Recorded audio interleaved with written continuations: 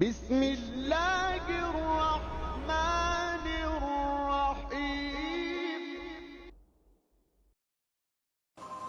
Bakit nga ba ako sinusubukan ni Allah subhanahu wa ta'ala?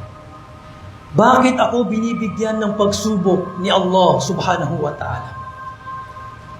Ang karamihan ay nagtatanong ng ganitong katanungan na marahil humahantong sa masamang paghihinala kay Allah subhanahu wa ta'ala. May isang lalaki na nagtanong sa isang scholar, anong dahilan sa mga pagsubok ni Allah subhanahu wa ta'ala?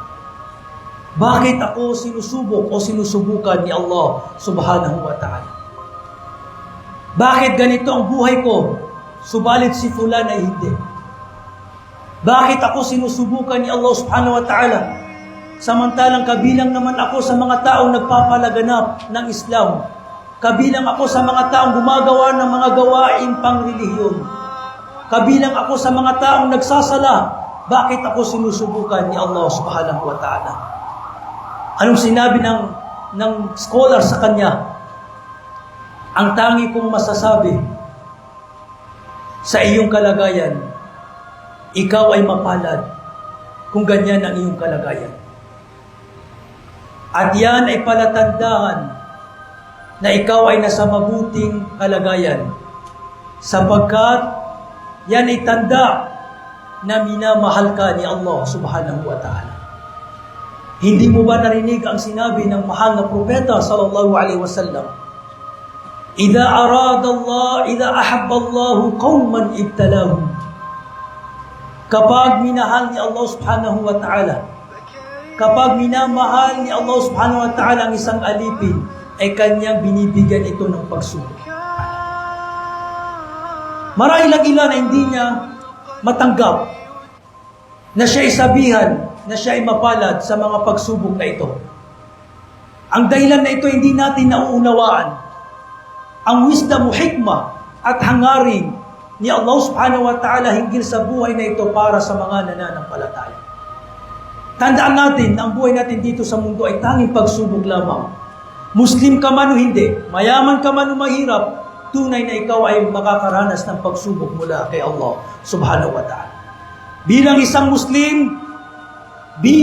Muslim, kung gaano kalaki ang iyong pagsubok, ay ganun din kalaki ang paggantimpala na ibibigay pagkakaloob sa iyo ni Allah subhanahu wa ta'ala. At sa pamamagitan ng mga pagsubok na ito, ay pinapatawad ang iyong mga kasalanan. Marahil, may mga nagawa kang kasalanan noon na hindi mo napagsisihan at hindi mo napagtawbahan kay Allah subhanahu wa ta'ala. Subalit binigyan ka ni Allah subhanahu wa ta'ala ng pagsubok, mahagding pagsubok bilang kabayaran at kapatawaran sa mga kasalanan na iyon na hindi mo napagsisihan kay Allah subhanahu wa ta'ala. Sa makatuwid, ang anupamang pagsubok ay may mabuting dulot na mabuting dulot nito sa atin. Anong sinabi ng mahal na propeta sallallahu alaihi wasallam? Ma yusibul muslim min wasabin wala min nasabin wala wasabin wala hammin wala hazan wala ghammin hatta shawka yushaquha illa kaffara Allah biha min khataya. Hindi nakakaranas ang isang Muslim ng hirap, karamdaman, lungkot, pagdadalamhati, pangamba, karamdaman, sakit, depresyon, maging ang pagkatusok niya sa isang tinik ng halaman, sabi ng mahal na propeta sallallahu alaihi wasallam, liban na lamang na ito ay kapatawaran, kabayaran sa kanyang mga kasalanan. Kaya lagi tayong manalig at magtiwala kay Allah subhanahu wa ta'ala.